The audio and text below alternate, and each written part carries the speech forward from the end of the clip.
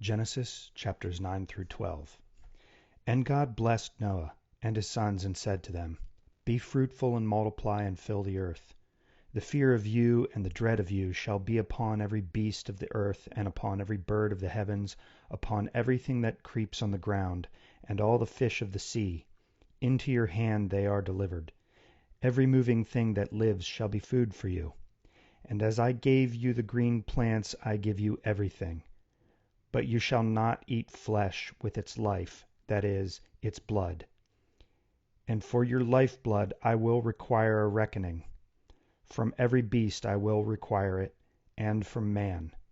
From his fellow man I will require a reckoning for the life of man. Whoever sheds the blood of man, by man shall his blood be shed. For God made man in his own image. And you, be fruitful and multiply, increase greatly on the earth, and multiply in it.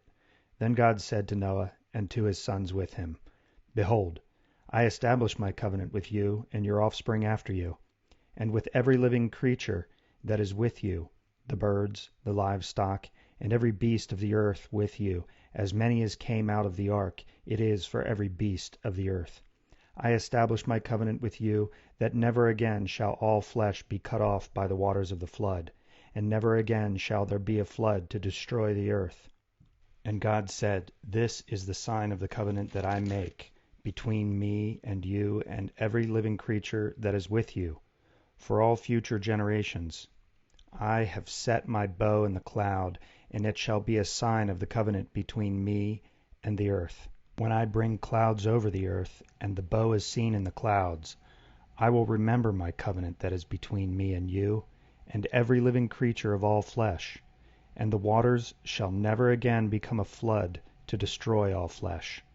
When the bow is in the clouds, I will see it and remember the everlasting covenant between God and every living creature of all flesh that is on the earth. God said to Noah, This is the sign of the covenant that I have established between me and all flesh that is on the earth. The sons of Noah who went forth from the ark were Shem, Ham, and Japheth. Ham was the father of Canaan. These three were the sons of Noah, and from these the people of the whole earth were dispersed. Noah began to be a man of the soil, and he planted a vineyard. He drank of the wine, and became drunk, and lay uncovered in his tent. And Ham, the father of Canaan, saw the nakedness of his father, and told his two brothers outside. Then Shem and Japheth took a garment, laid it on both their shoulders, and walked backward, and covered the nakedness of their father. Their faces were turned backward, and they did not see their father's nakedness. When Noah awoke from his wine, and knew what his youngest son had done to him, he said, Cursed be Canaan, a servant of servants shall he be to his brothers.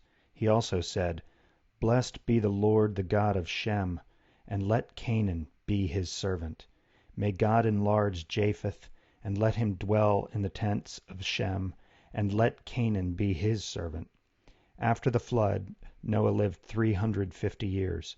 All the days of Noah were 950 years, and he died. These are the generations of the sons of Noah, Shem, Ham, and Japheth. Sons were born to them after the flood. The sons of Japheth, Gomer, Magog, Madai, Javan, Tubal, Meshech, and Tiras. The sons of Gomer, Ashkenaz, Riphath, and Togarmah. The sons of Javan, Elisha, Tarshish, Kittim, and Dodanim. From these the coastland peoples spread in their lands, each with his own language, by their clans in their nations. The sons of Ham, Cush, Egypt, Put, and Canaan. The sons of Cush, Seba, Havilah, Sabta, Raamah, and Sabteka. The sons of Raamah, Sheba, and Dedan. Cush fathered Nimrod. He was the first on earth to be a mighty man. He was a mighty hunter before the Lord. Therefore it is said, Like Nimrod, a mighty hunter before the Lord. The beginning of his kingdom was Babel, Erech, Akkad, and Calneh, in the land of Shinar. From that land he went into Assyria and built Nineveh, Rehoboth-ur, Calah, and Rezin between Nineveh and Calah, that is the great city. Egypt fathered Ludim, Anamim, Lehabim, Naphtahim, Pathrasim, Casluhim, from whom the Philistines came, and Caphtorim.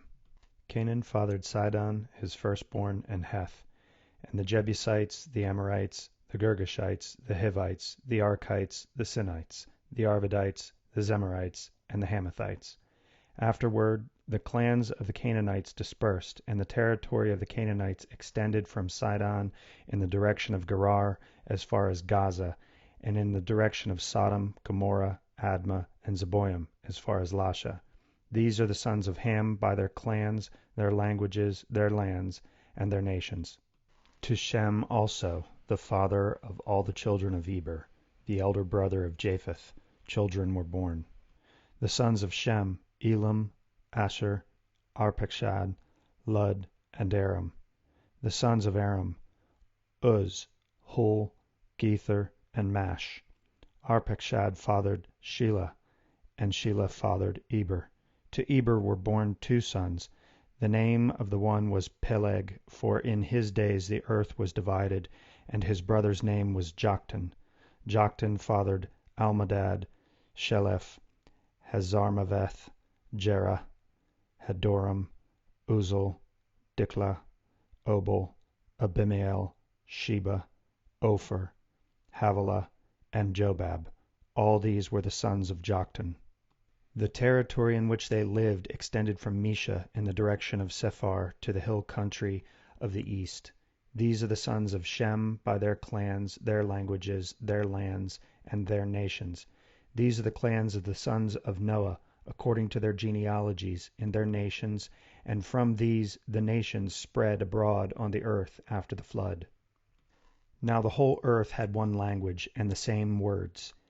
And as people migrated from the east, they found a plain in the land of Shinar and settled there. And they said to one another, Come, let us make bricks and burn them thoroughly. And they had brick for stone and bitumen for mortar. Then they said, Come, let us build ourselves a city and a tower with its top in the heavens, and let us make a name for ourselves, lest we be dispersed over the face of the whole earth. And the Lord came down to see the city and the tower which the children of man had built.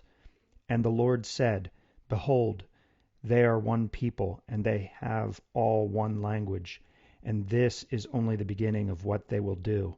And nothing that they propose to do will now be impossible for them. Come, let us go down and there confuse their language, so that they may not understand one another's speech. So the Lord dispersed them from there over the face of all the earth, and they left off building the city. Therefore its name was called Babel, because there the Lord confused the language of all the earth. And from there the Lord dispersed them over the face of all the earth. These are the generations of Shem. When Shem was 100 years old, he fathered Arpachshad, 2 years after the flood. And Shem lived after he fathered Arpachshad 500 years, and had other sons and daughters. When Arpachshad had lived 35 years, he fathered Shelah. And Arpachshad lived after he fathered Shelah 403 years, and had other sons and daughters. When Shelah had lived 30 years, he fathered Eber. And Shelah lived after he fathered Eber 403 years, and had other sons and daughters. When Eber had lived 34 years, he fathered Peleg. And Eber lived after he fathered Peleg 430 years, and had other sons and daughters. When Peleg had lived 30 years, he fathered Reu. And Peleg lived after he fathered Reu 209 years, and had other sons and daughters. When Reu had lived 32 years, he fathered Serug. And Reu lived after he fathered Serug 207 years, and had other sons and daughters. When Serug had lived 30 years, he fathered Nahor. And Serug lived after he fathered Nahor 200 years, and had other sons and daughters. When Nahor had lived 29 years, he fathered Terah. And Nahor lived after he fathered Terah 119 years, and had other sons and daughters. When Terah had lived 70 years, he fathered Abram, Nahor, and Haran. Now these are the generations of Terah. Terah fathered Abram, Nahor, and Haran. And Haran fathered Lot. Haran died in the presence of his father Terah in the land of his kindred in Ur of the Chaldeans. And Abram and Nahor took wives. The name of Abram's wife was Sarai, and the name of Nahor's wife Milcah, the daughter of Haran, the father of Milcah and Iscah. Now Sarai was barren, she had no child.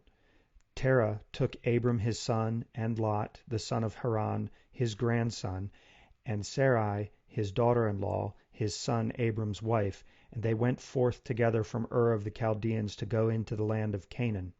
But when they came to Haran, they settled there. The days of Terah were 205 years, and Terah died in Haran.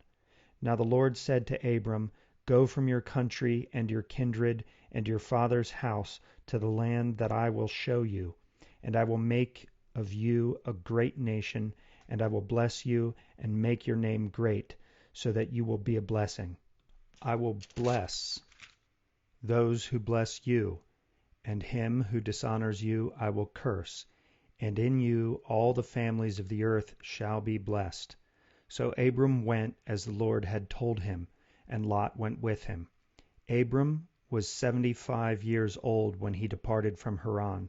And Abram took Sarai his wife, and Lot his brother's son, and all their possessions that they had gathered, and the people that they had acquired in Haran, and they set out to go to the land of Canaan. When they came to the land of Canaan, Abram passed through the land to the place at Shechem, to the oak of Moreh. At that time the Canaanites were in the land. Then the Lord appeared to Abram and said, To your offspring I will give this land. So he built there an altar to the Lord who had appeared to him. From there he moved to the hill country on the east of Bethel, and pitched his tent, with Bethel on the west and Ai on the east. And there he built an altar to the Lord, and called upon the name of the Lord. And Abram journeyed on, still going toward the Negeb. Now there was a famine in the land, so Abram went down to Egypt to sojourn there, for the famine was severe in the land. When he was about to enter Egypt, he said to Sarai his wife, I know that you are a woman beautiful in appearance, and when the Egyptians see you, they will say, This is his wife. Then they will kill me, but they will let you live. Say you are my sister, that it may go well with me because of you, and that my life may be spared for your sake. When Abram entered Egypt, the Egyptians saw that the woman was very beautiful. And when the princes of Pharaoh saw her, they praised her to Pharaoh. And the woman was taken into Pharaoh's house, and for her sake he dealt well with Abram. And he had sheep, oxen, male donkeys, male servants, female donkeys, and camels. But the Lord afflicted Pharaoh and his house with great plagues because of Sarai, Abram's wife. So Pharaoh called Abram and said, What is this you have done to me? Why did you not tell me that she was your wife? Why did you say, She is my sister, so that I took her for my wife? Now then, here is your wife, take her and go. And Pharaoh gave men orders concerning him, and they sent him away with his wife and all that he had.